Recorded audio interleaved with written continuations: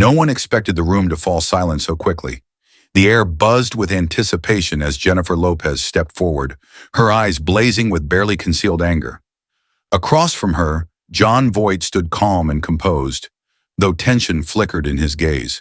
The clash that followed would leave everyone stunned and change the way both stars were seen forever. The gala at the Grand Imperial Hotel was supposed to be a night of celebration. Crystal chandeliers cast golden light over elegantly dressed guests, and the soft hum of conversations mixed with the distant notes of classical music. Hollywood's elite had gathered for the annual Unity Foundation fundraiser, a night dedicated to supporting causes that transcended politics. Or so the invitation had promised. But as Jennifer Lopez scanned the room, her gaze landed on one guest who made her pulse quicken with frustration. Jon Voight stood near the center of the room, engaged in polite conversation with a small group of actors and directors. His tailored black tuxedo fit perfectly, but it was the calm confidence in his posture that seemed to set him apart.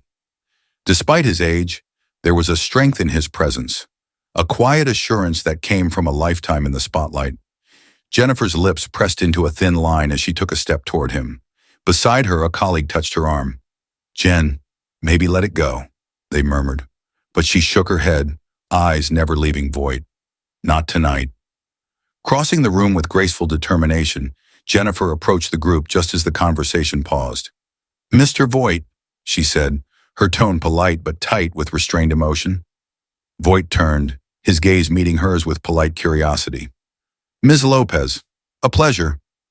"Is it?" she replied, her smile thin. The other guests exchanged glances, sensing the undercurrent of tension.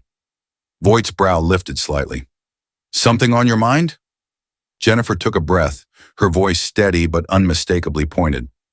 "I find it fascinating how someone with your influence chooses to support a man like Donald Trump, especially considering the impact his policies have had on so many people. People like me, my family, and countless others." The air around them seemed to still. A few guests subtly stepped back, sensing the storm about to break. Voight's expression didn't change, but his eyes sharpened.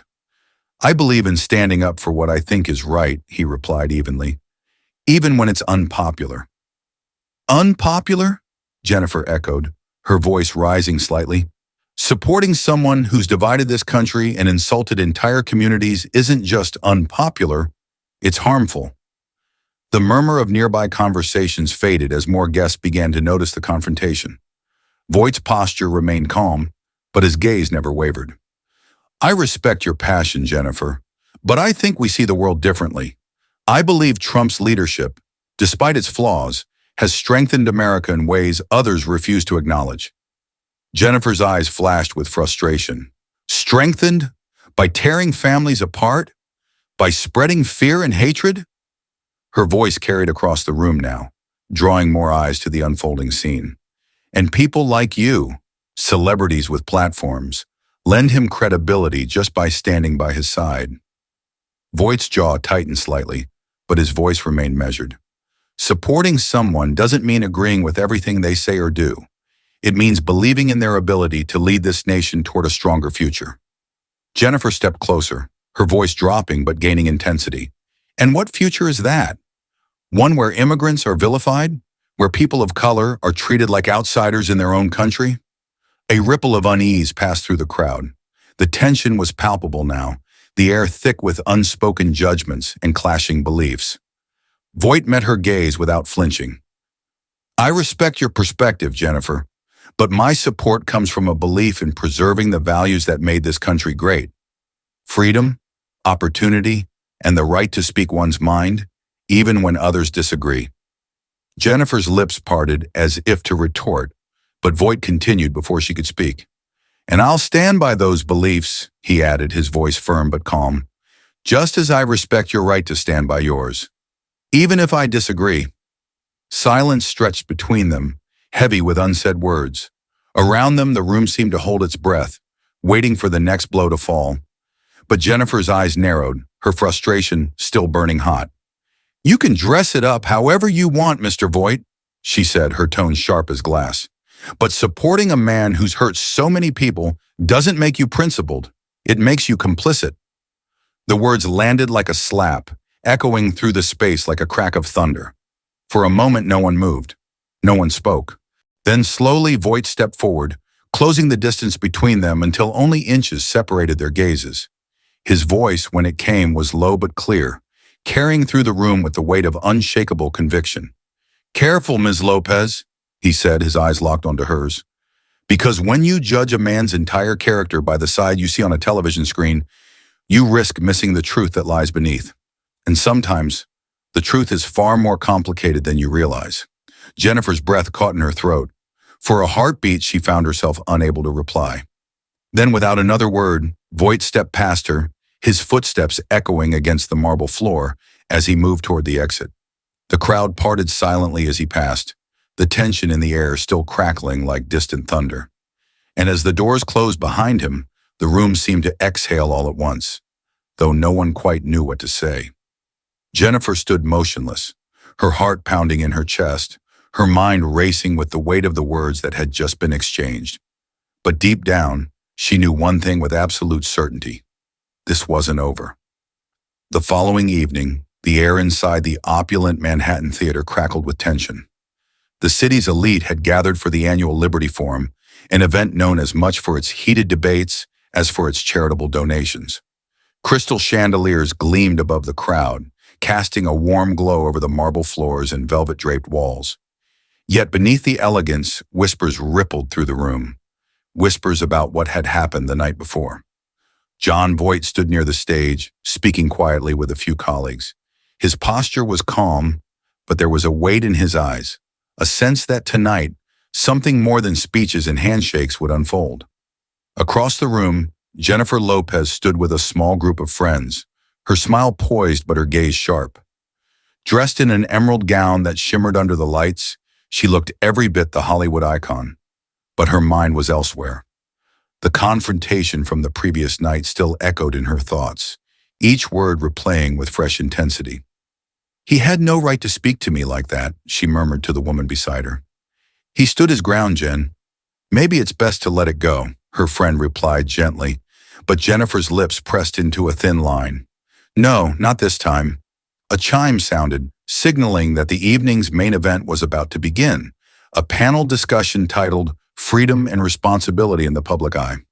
The irony wasn't lost on anyone. Inside the grand hall, rows of seats faced a stage framed by heavy crimson curtains. At the center of the stage stood a long table with nameplates for each panelist. Cameras were positioned discreetly around the room, capturing the event for private donors and select media outlets. As the lights dimmed, the crowd fell silent.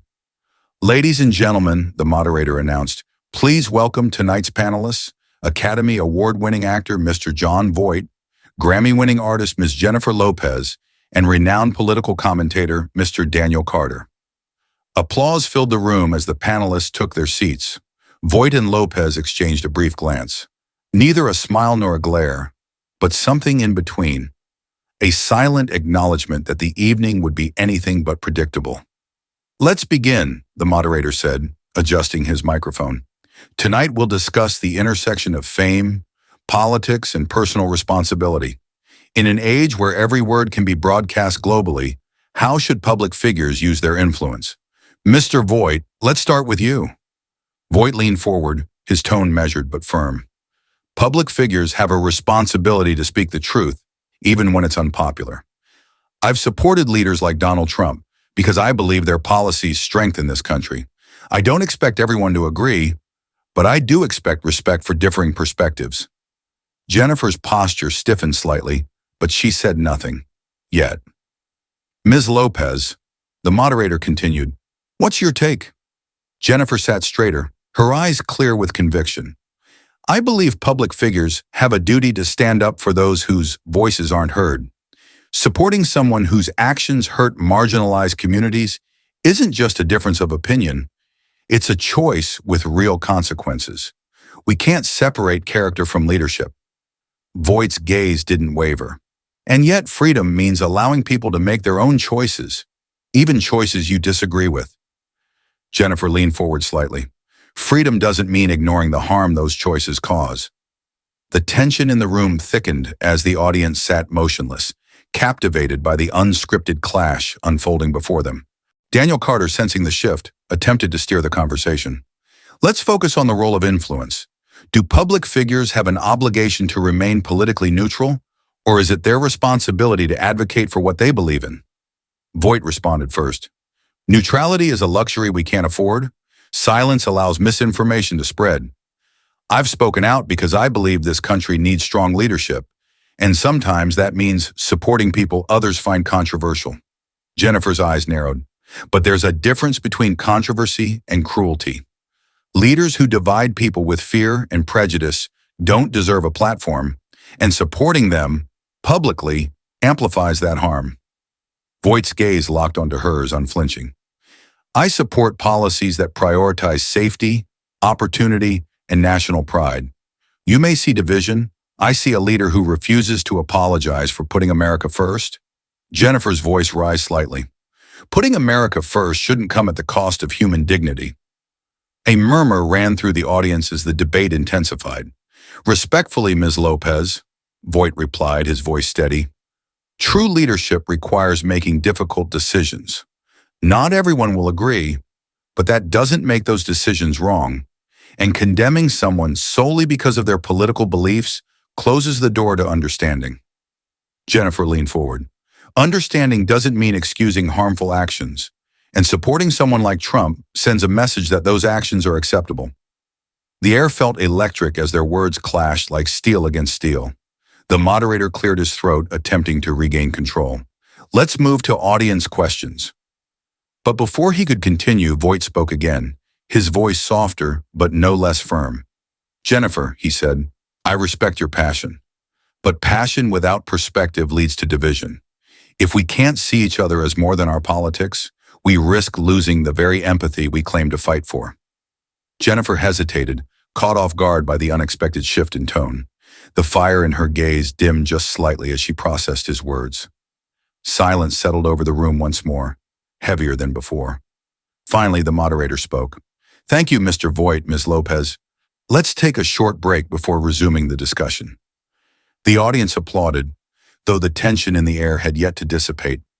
Later, as guests mingled during the intermission, Jennifer stood near the balcony overlooking the city. The cool night air brushed against her skin as she gazed at the light stretching beyond the glass. Still thinking about the debate? She turned to find Voight beside her, his expression calm but thoughtful. I wasn't expecting that, she admitted, her voice quieter now. Voight nodded slowly. Neither was I. They stood in silence for a moment, the sounds of the city filtering through the glass. Jon, Jennifer began, her voice softer than before. I still don't agree with you, but I see where you're coming from, even if I wish it were different. Voight offered a faint smile. That's all I ever wanted, to be heard, just as you deserve to be. Jennifer exhaled slowly, as if releasing the last of her anger into the night air.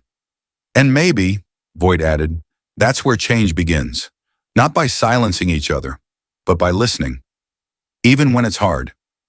Jennifer nodded, her gaze returning to the city below. The tension between them had not vanished, but it had shifted into something more complex. Not agreement, perhaps, but understanding. As they stood side by side, neither spoke again. But in the silence, a bridge had begun to form. Don't forget to like and subscribe for more stories that inspire and challenge us to grow. What would you have done if you were in his shoes? Let us know in the comments below.